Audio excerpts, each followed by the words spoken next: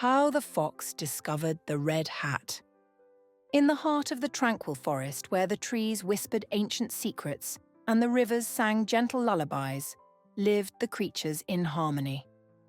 Among them were the foxes, sleek and cunning, who roamed the woods with a quiet grace. Yet, despite their natural prowess, there was one creature they never dared to hunt: the chickens. The chickens lived on the edge of the forest in a quaint little farm, with their plump bodies, soft feathers, and a crown of brilliant red combs atop their heads. These combs, with their vibrant colour and peculiar shape, had long been a source of mystery to the foxes. The elder foxes, wise in the ways of the forest, had passed down tales from generation to generation. The red crowns were not flesh but fire, a living flame that would scorch any who dared to touch it. For generations, the foxes had respected this law. They would hunt the rabbits, the hares, and the occasional bird, but the chickens were untouchable, their fiery crowns a deterrent that none wished to challenge. And so, an unspoken peace existed between the foxes and the chickens, a peace born of fear and misunderstanding. But as with all things, peace is a fragile entity, easily disrupted by the spark of curiosity. The young foxes, with their bright eyes and restless spirits, began to question the stories of old. Why had no one ever seen the chickens' fire burn? Why did they never smell smoke when the chickens were near? The old stories, once taken as gospel, now seemed like the fables of a bygone era. Among these young foxes was a particularly bold and inquisitive one named Ember. Unlike his peers, Ember was not content with stories. He wanted answers. He watched the chickens from afar, studying their movements, their clucks, and, most importantly, their strange red crowns. They strutted about the farm without a care in the world, pecking at the ground, their combs swaying with each motion. The fire, if it was fire at all, seemed dormant.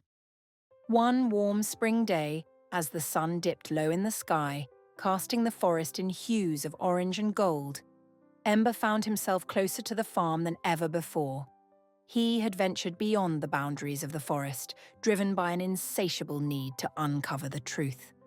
From the edge of the woods, he watched the chickens, his gaze locked onto the largest one, a proud rooster named Rufus.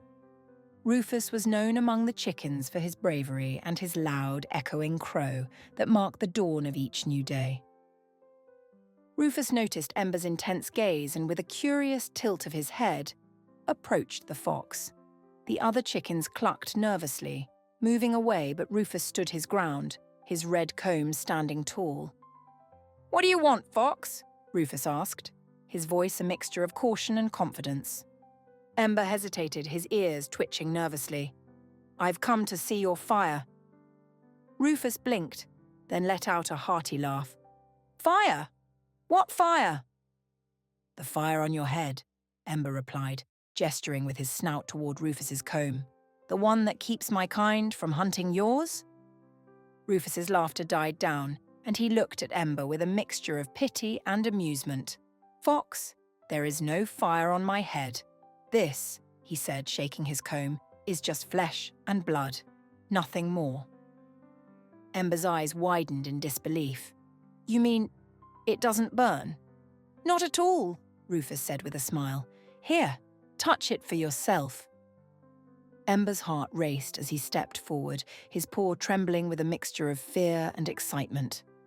He had never been this close to a chicken before, let alone one offering itself so willingly. Slowly, tentatively, he extended his paw and touched the comb. It was warm, but not with the heat of fire, just the warmth of life. The flesh was soft, pliable, and entirely unremarkable. Ember drew back in shock, his mind whirling. The tales were lies, all of them. The chickens were not fiery creatures of legend, but simple, vulnerable beings. The realization hit him like a thunderbolt, and with it came a rush of primal instinct. Ember's eyes narrowed, and before Rufus could react, the young fox pounced. The chickens scattered, squawking in terror as Ember's jaws closed around Rufus's neck. The rooster struggled, but it was over in moments.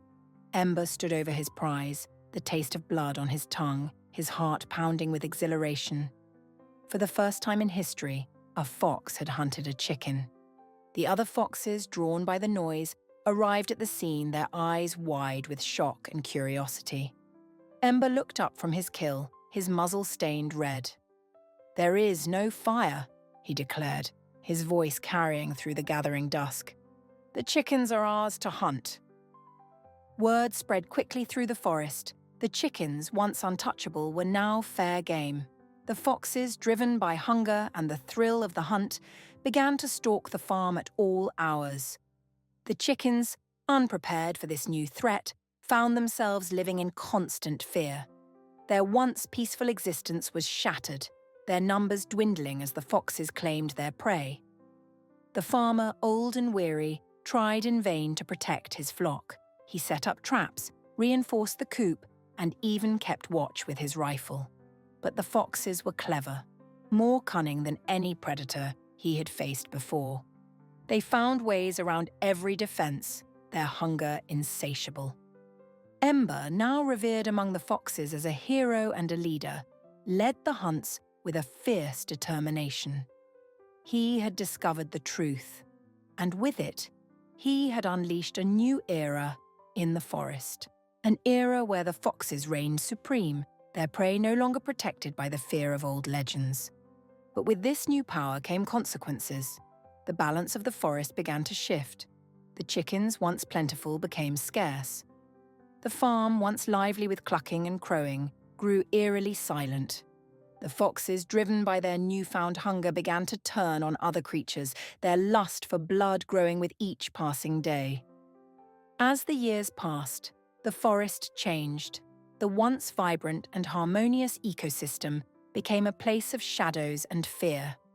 The foxes, once noble hunters, became ruthless predators, their eyes gleaming with a hunger that could never be sated.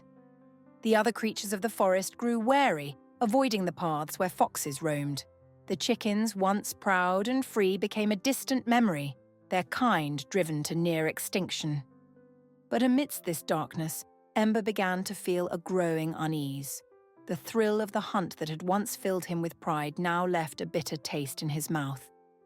The forest, his home, had become a place of desolation, and the harmony that had once defined it was lost. He had gained the truth, but at what cost? One night, as Ember sat alone under the light of the full moon, he heard a voice that chilled him to his core. It was Rufus, the rooster he had slain so many years ago. But Rufus was not as he remembered.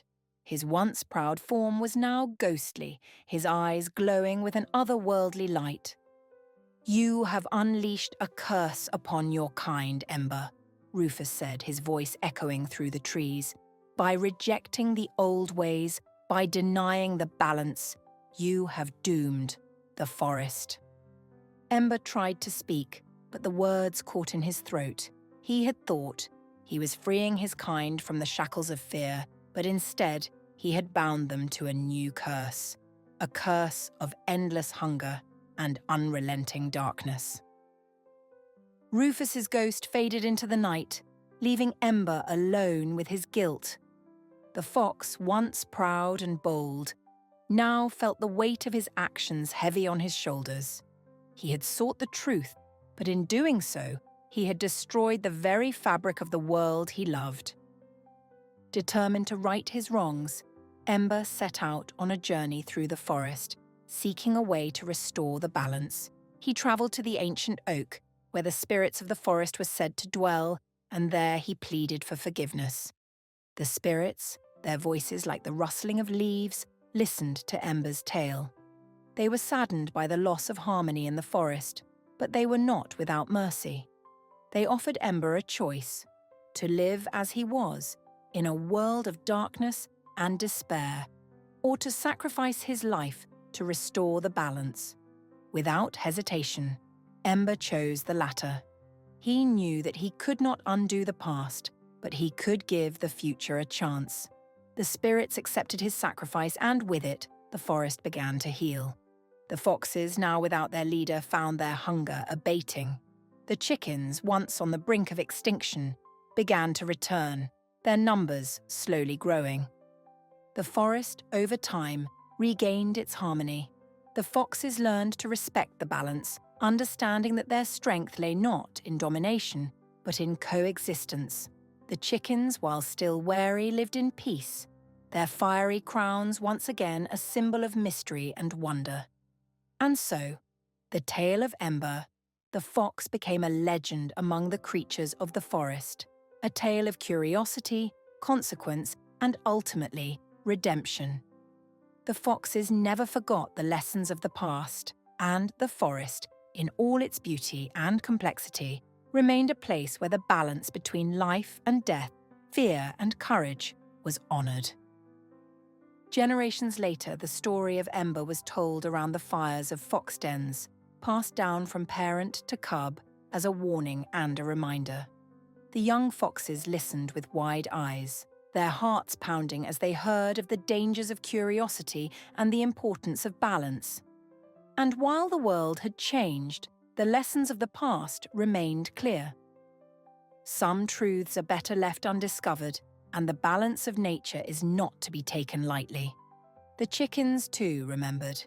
Their combs, still red as ever, swayed gently in the breeze as they clucked contentedly, unaware of the ancient legend that surrounded them. But deep within their simple minds, perhaps there remained a flicker of understanding, a knowledge that their red crowns were more than just flesh and blood. They were a symbol of a time when the forest itself had nearly been lost to the darkness. And so, life continued in the forest, a delicate dance of predator and prey, wisdom and instinct, where the lessons of the past guided the actions of the future. The foxes hunted, the chickens lived, and the forest, in all its glory, thrived once more. Thank you for joining us on this journey. If this story resonated with you, please like and subscribe to our channel for more inspiring and heartfelt content. Stay tuned for more stories that uplift and inspire. Your support helps us continue sharing these meaningful stories. Thank you, and we'll see you in the next story.